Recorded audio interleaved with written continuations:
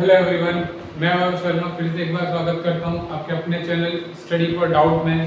तो जैसा कि आपने लास्ट वीडियो में देखा था अबाउट स्पीड एंड वेलोसिटी, ठीक है। स्पीड और वेलोसिटी क्या होती है, उनमें क्या डिफरेंस है, क्या सिमिलरिटीज हैं, ये मैंने आपको लास्ट क्लास में बताया था, ठीक है। लास्ट वीडियो में आपने इसको देखा होगा। तो आज हम जिस टॉपिक की बात करने जा रहे हैं उसका नाम है acceleration,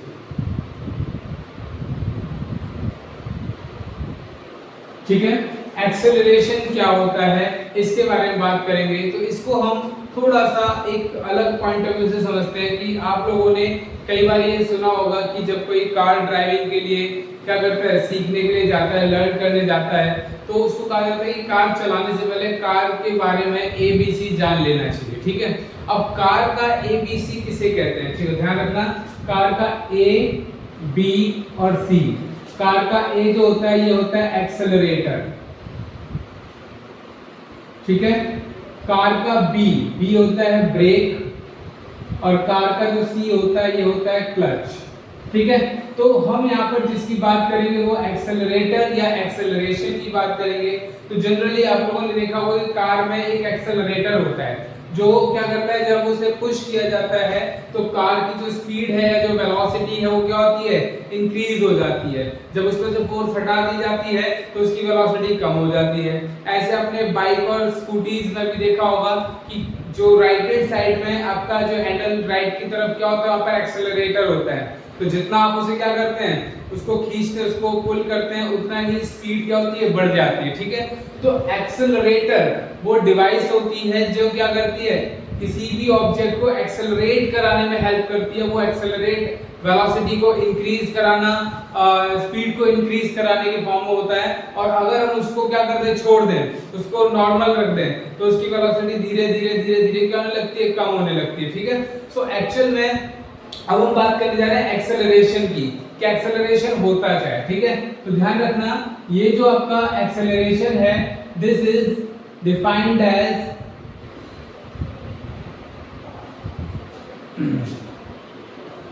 the rate of change of velocity, ठीक है। इसका मतलब ये है कि किसी भी ऑब्जेक्ट की वेलोसिटी पर यूनिट टाइम में कितना चेंज हो रही है, ये किससे पता लगता है, एक्सेलरेशन से पता लगता है। तो हम कह सकते हैं कि A, इसको A से नोट करते हैं, A is delta V। Delta V का मतलब है चेंज इन वेलोसिटी। और रेट मैंने आपको पहले बताया था, रेट का मतलब यहाँ पर टाइम होता है, तो रेट का मतलब यहाँ पर आ जाएगा टाइम, तो डेल्टा V अपॉन T, ठीक है। अब आपको पता है कि A डेल्टा मतलब होता है चेंज। यहाँ पर मैं आपको मेंशन कर दूं कि जो ट्राइंगल मैं बना रहा हूँ, ये ट्राइंगल एक्चुअल में है क्या, इट इज चेंज। और चेंज कैसे निकालेंगे, फाइनल में से इनिशियल को माइनस करके, तो final velocity minus initial velocity upon T। तो एक्सेलरेशन का हमारे पास फॉर्मूला होता है A is equals to V minus U upon T, ठीक है। इसके बाद अगर इसकी SI यूनिट आप देखें यहाँ पर, तो इसकी जो SI यूनिट होती है वो आपको पता है, जो वेलोसिटी थी, आपने वेलोसिटी के बारे में पढ़ा था, तो वेलोसिटी की SI यूनिट क्या होती है, मीटर पर सेकंड, है ना। अब उसी मीटर पर सेकंड को, ये मीटर पर सेकंड किसकी है, वेलोसिटी की है, उसी को जब आप क्या करते हैं, सेकंड से और डिवाइड करते हैं, क्योंकि टाइम से हमने यहाँ पे डिवाइड किया हुआ है, तो ये दोनों सेकंड्स आपस में मल्टीप्लाई हो जाएंगे और क्या बन जाएगा, मीटर पर सेकंड स्क्वायर। तो ध्यान रखना, कई लोगों को ये कंफ्यूजन हो जाती है, कई बच्चों को, कि वो मीटर पर सेकंड स्क्वायर को ऐसे ना लिख करके ms-2 पावर -2 भी कर सकता है। क्यों, उसने इस डिवाइड के साइन को रिमूव कर दिया है ना। और जब इसे रिमूव कर दिया और इसे न्यूमरेटर के पास लेके जाएगा तो वहां पावर क्या आती है, माइनस में आ जाती है। तो मीटर पर सेकंड स्क्वायर या फिर मीटर पर सेकंड स्क्वायर, ये इसकी क्या होती है, ऐसा यूनिट होती है। और अगर इसकी फिजिकल क्वांटिटीज की बात की जाए, तो फिजिकल क्वांटिटी में आपको पता है वेलोसिटी एक वेक्टर क्वांटिटी थी, क्यों, क्योंकि इसमें डायरेक्शन इन्वॉल्व थी।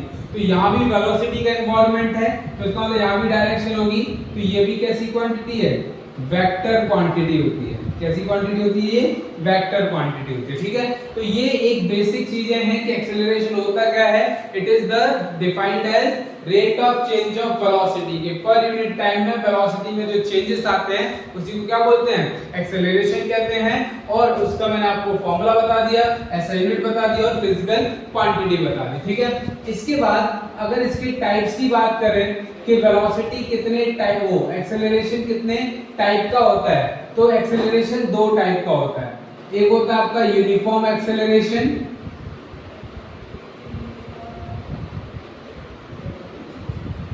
ठीक है, और दूसरा होता है non uniform acceleration.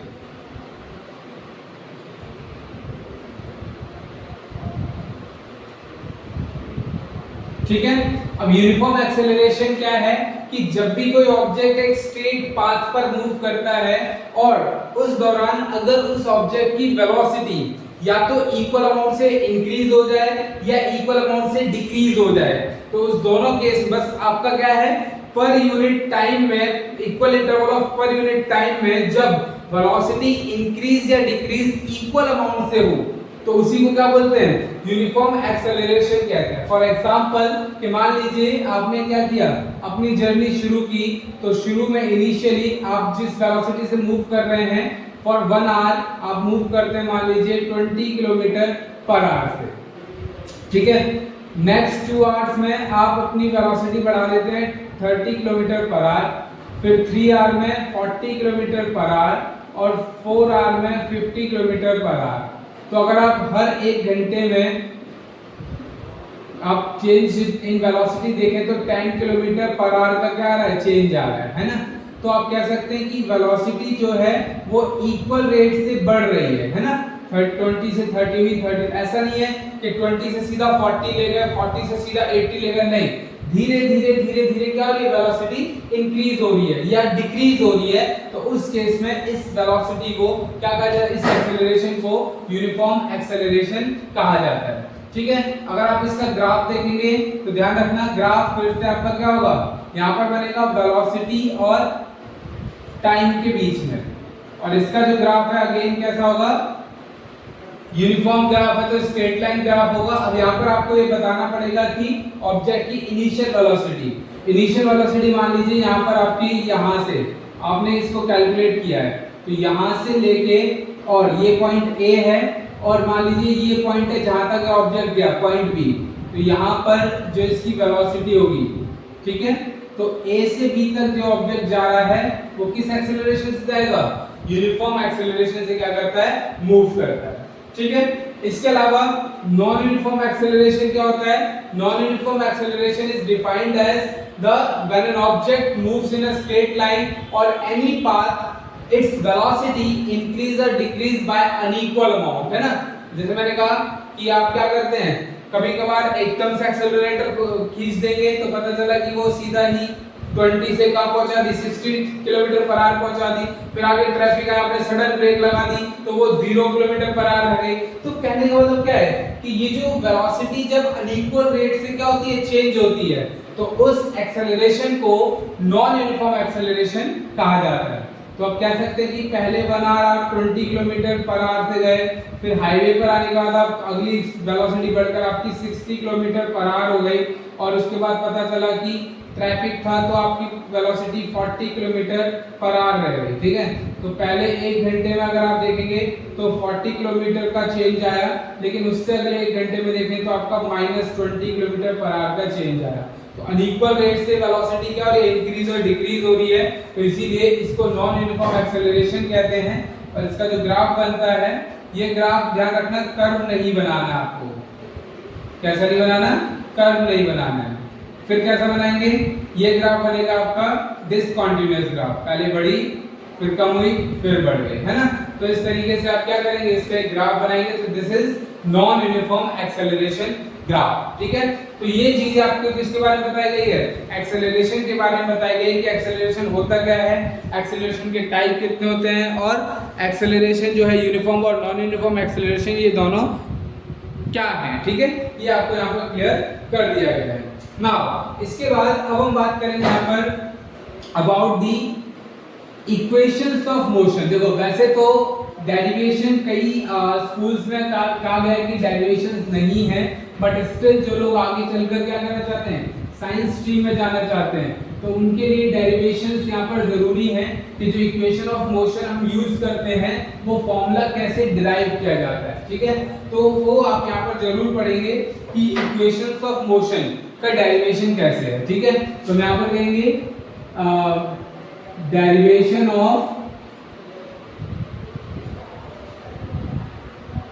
Equation of motion, जो मेथड आप यूज करेंगे उस मेथड का नाम है बायोग्राफिकल मेथड। इसके बहुत सारे मेथड है, लेकिन बाकी के मेथड आपको हायर क्लासेस में पढ़ने हैं। अभी जो मेथड आपको पढ़ना है वो कौन सा है, ग्राफिकल मेथड है। ठीक है, तो जो ग्राफ है तो ध्यान रखना, यहाँ पर हम तीन इक्वेशन ऑफ मोशन की बात करने वाले हैं। पहला जो है वो है आपका v equals to u plus at। ठीक है, दूसरा s is equals to ut plus half of at square, और तीसरा जो इक्वेशन है वो है 2as is equals to v square minus u square. ठीक है, तो इनके बारे में हम यहाँ पर पढ़ेंगे कि ये तीनों इक्वेशंस जो है वो डिराइव करेंगे इन फॉर्मूलों को कि कैसे फॉर्मूले बने हैं। ठीक है, पर उससे पहले जो हमें कहा गया कि ग्राफिकल मेथड, तो हमें जो यहाँ पर एक ग्राफ बनाना है, वो ग्राफ एक्चुअल में क्या है, एक ऑब्जेक्ट है जो A पॉइंट से B पॉइंट तक जा रहा है, लेकिन वो यूनिफॉर्म एक्सेलरेशन से क्या कर रहा है, मूव कर रहा है। ठीक है, तो हम यहाँ पर ग्राफ जो बनाएंगे वो किस किस के बीच में बनेगा, वो बनेगा आपका वेलोसिटी और टाइम। ठीक है, इसके बीच में ग्राफ बनेगा। ग्राफ कैसे है, ग्राफ कुछ इस तरीके से है कि ऑब्जेक्ट ऑलरेडी मूव कर रहा है। अब ऑब्जेक्ट ऑलरेडी मूव कर रहा है तो जरूरी नहीं कि वो जीरो से शुरू होगा, वो शुरू होता है थोड़ा सा ऊपर से। मान लो इस पॉइंट ए से चलना शुरू करता है और वो एक्सेलरेट कर रहा है यूनिफॉर्म एक्सेलरेशन से, तो आपका जो ग्राफ है वो लीनियर ग्राफ है। और मान लीजिए यहाँ पॉइंट बी है जहां पर आकर वो क्या हुआ है, हमें इस ए पॉइंट से बी पॉइंट तक जो एक्सेलरेशन है वो हमें गिवन है क्या है, यूनिफॉर्म एक्सेलरेशन ए से मूव करता है। ठीक है, अब हमें इसी ग्राफ का यूज करना है किस चीज के लिए, for these equation of motion. ठीक है, तो सबसे पहले हम क्या करेंगे, यहाँ पर कुछ चीजें हैं जो मार्क करेंगे।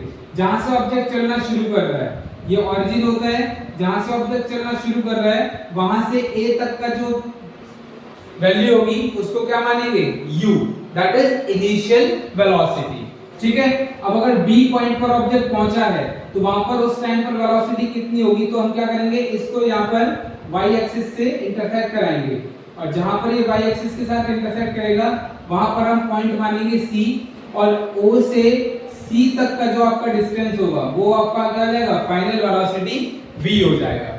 ठीक है, और b तक पहुंचने में टाइम, देखो जहां से चलना शुरू किया है या जहां से हमने इसकी रीडिंग को नोट किया है वो इसका इनिशियल टाइम है जो कितना है, 0 है। लेकिन b पॉइंट पर जब पहुंचा तो उस पॉइंट पर इसका टाइम कितना था, कितना टाइम इसने लिया a से b तक जाने में, ये फाइंड आउट करने के लिए हम क्या करते हैं, इसको यहाँ पर x एक्सिस से इंटरसेक्ट कराते हैं, और जहां पर ये इंटरसेक्ट करता है उसको पॉइंट को नाम देते हैं d, और लेट करते हैं कि यहां से यहां तक उसने जो टाइम लगा है वो कितना टाइम लगा है, t टाइम लगा है। कितना टाइम लगा है, t।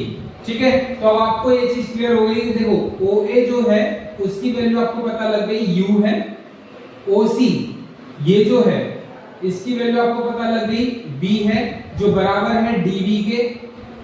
ठीक है, तो OC और dv आपस में बराबर है, आपको दिख भी रहा होगा कि दोनों पैरेलल हैं और इक्वल उसका आ रहा है, तो फिर बराबर है इनकी लेंथ। और OD जो है इसकी वैल्यू आपको गिवन है क्या, t। ठीक है, वैसे OD CB के भी बराबर है लेकिन हमें उसकी जरूरत नहीं है तो हम उसको मेंशन यहाँ पर नहीं करेंगे। ठीक है, और यहाँ पर आपको पता है कि AB A से B पर जो ऑब्जेक्ट मूव कर रहा है वो कैसे मूव कर रहा है, यूनिफॉर्म एक्सेलरेशन से मूव कर रहा है। अब यूनिफॉर्म एक्सेलरेशन का मतलब है कि A की वैल्यू हमेशा कांस्टेंट रहेगी। ठीक है, मतलब वो कभी चेंज नहीं होगी। तो हम क्या करेंगे, अब यहाँ पर इनके बीच में जो वेरिएबल्स हैं उन वेरिएबल्स में क्या रिलेशन है, अगर उसको हम यहाँ पर फाइंड आउट करें तो देखो सबसे पहले हम देखते हैं पहली equation, v is equals to u plus at, क्योंकि हमें क्या करना है, पहले इनका एक रिलेशनशिप स्टैब्लिश करना है और उस रिलेशनशिप को स्टैब्लिश करने के बाद देन हमें उस रिलेशनशिप का यूज करके फॉर्मूला डिराइव करना है, ठीक है। तो पहले हमारी इक्वेशन है v is equals to u plus at। तो यहाँ पर आप देखेंगे कि हमारा जो a है, a तो यूनिफॉर्म है ग्राफ के अंदर, इसका मतलब a की वैल्यू किसी भी पॉइंट पर आप देखेंगे तो वो क्या रहेगी, सेम रहेगी, कांस्टेंट रहेगी। तो इस पूरी इक्वेशन में हमें a कैसा मिल गया, कांस्टेंट मिल गया, ठीक है। अब बचा क्या है, v u और t, तीन वेरिएबल बचे हैं। अब इन तीन में से v और u आपको पता है क्या होते हैं, वेलोसिटी होता है, और t क्या होता है, टाइम होता है। तो जो वेरिएबल्स हैं उन्हीं के बीच में क्या हो जाएगा, रिलेशन डिस्टर्ब हो जाएगा। तो रिलेशन है वेलोसिटी और टाइम के बीच में, तो आप कहेंगे ये केस में आपका जो रिलेशन होगा वो होगा वेलोसिटी टाइम रिलेशन। क्लियर, ठीक है, क्योंकि a हमारा क्या था, कांस्टेंट था, v और u वेलोसिटी थे और t आपका टाइम। तो ये तीन चीजें जो थी, तीन कंपोनेंट आपके वेरिएबल थे, जिनमें से दो कंपोनेंट वेलोसिटी के अंदर आते हैं और एक कंपोनेंट टाइम के अंदर आता है, तो इसीलिए से वेलोसिटी टाइम रिलेशन कहा गया है, ठीक है। अगली तरफ चलते हैं। नेक्स्ट है s is equals to ut plus half of at square, ठीक है।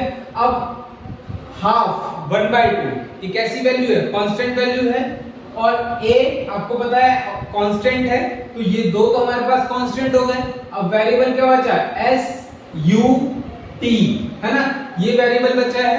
अब यहां पर अगर आप देखेंगे तो OA, ये जो आपका u है, इस u के केस में t कितना है, 0 है। तो u को जब 0 से मल्टीप्लाई करेंगे तो आपकी पूरी वैल्यू क्या आएगी, 0 आ जाएगी, जो कि एक और कांस्टेंट हो जाएगा। तो s और t स्क्वायर बचे, मतलब पोजीशन और टाइम। तो यहाँ पर जो रिलेशनशिप आया वो किसके बीच में आएगा, पोजीशन टाइम रिलेशन। क्लियर है, दोबारा समझ लीजिए एक बार कि इक्वेशन थी s is equals to ut plus half of at square, जिसमें 1/2 और a दो कांस्टेंट थे हमारे पास, ठीक है। फिर वेरिएबल था s u t और t स्क्वायर, ये वेरिएबल थे। u और t में अगर देखें तो जहां पर आपका u है OA, वहां पर t की वैल्यू कितनी है, 0 है। तो जब आप इसको इसके साथ मल्टीप्लाई करेंगे तो हमारे पास क्या आ जाएगा, ये पूरा 0 हो जाएगा। तो इसका मतलब अब आपका जो ये t बचा और ये t बचा, ये दो ही आपके वेरिएबल हो जाएंगे, और ये वेरिएबल है तो आपका रिलेशनशिप क्या बन जाएगा, पोजीशन टाइम रिलेशन बन जाएगा, ठीक है। अगला अगर देखेंगे तो अगले में अगेन क्या हो रहा है, 2as is equals to v square minus u square, ठीक है। अब 2 और a, 2 कांस्टेंट है, a कांस्टेंट है, तो s v और u, s पोजीशन है, v और u वेलोसिटी है। तो आपका जो अगला आ जाएगा वो आ जाएगा position velocity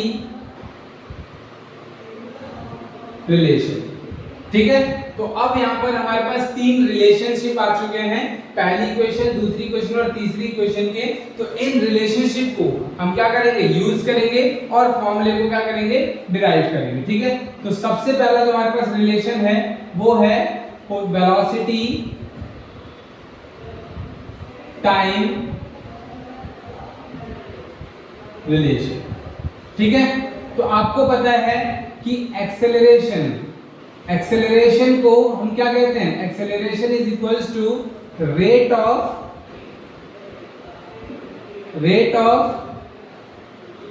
change of velocity, यही कहा जाता है इसको।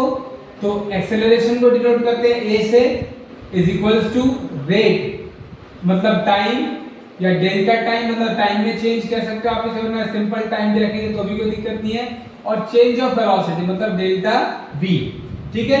अब आपको पता है डेल्टा v क्या होता है, डेल्टा v होता है v माइनस u, मतलब final velocity minus initial velocity.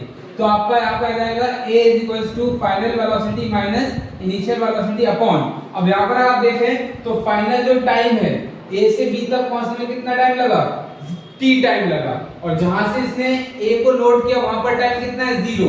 तो आप इसे यहाँ पर final time minus initial time, change in velocity upon change in time, ये हो जाएगा।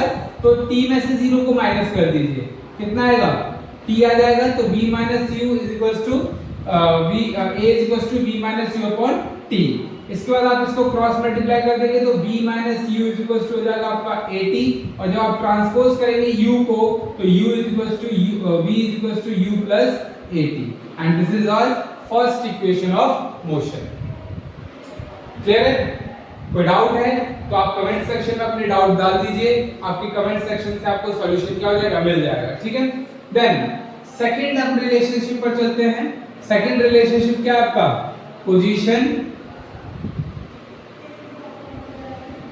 Time relation. ठीक है, अब यहां पर हमें क्या निकालना है, पोजीशन निकालनी है। ठीक है, पोजीशन को रिप्रेजेंट करते हैं एस से।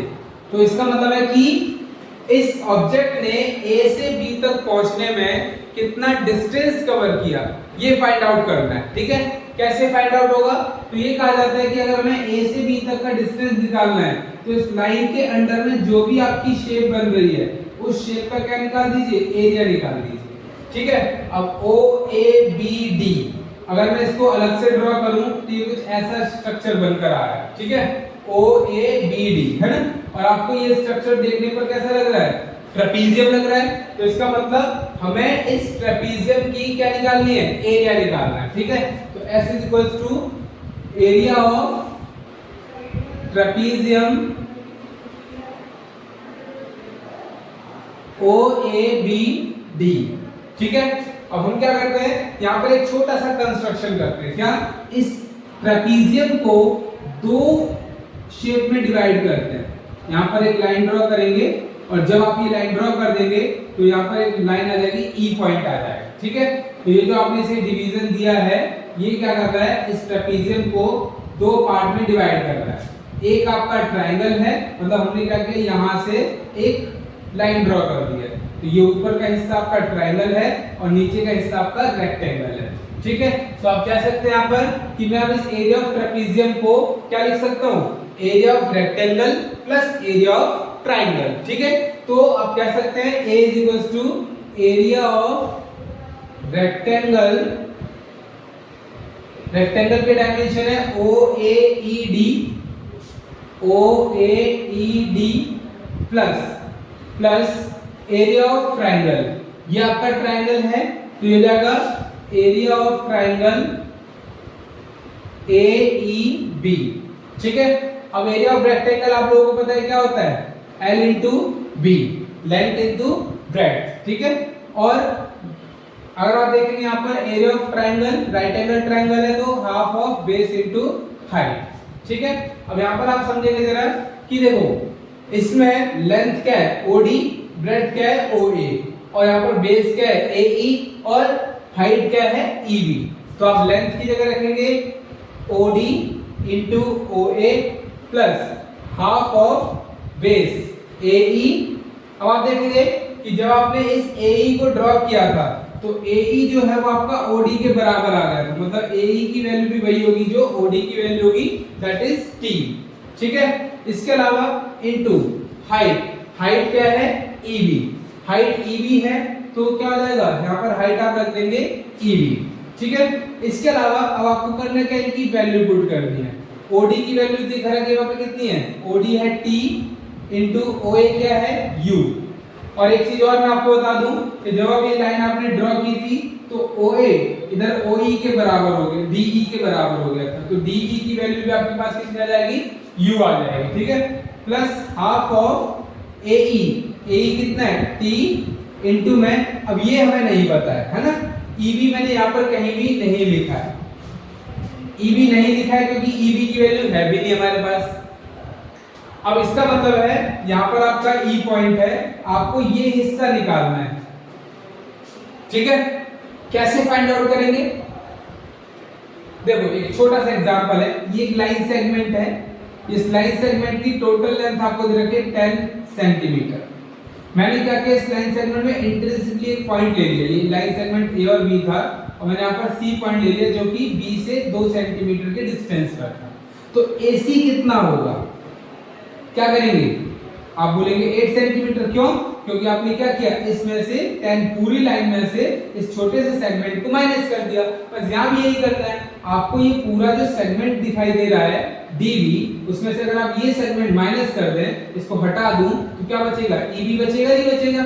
ठीक है, तो मैं यहाँ पर लिख सकता हूँ क्या, DB माइनस DE जो हो जाएगा EB के बराबर। ठीक है, तो आपका s is equal to T U की जगह मैं ut लिख सकता हूं, हाफ ऑफ t इंटू में यहाँ पे आ जाएगा dv। dv की वैल्यू देखोगे क्या है वहां पर, तो dv की वैल्यू है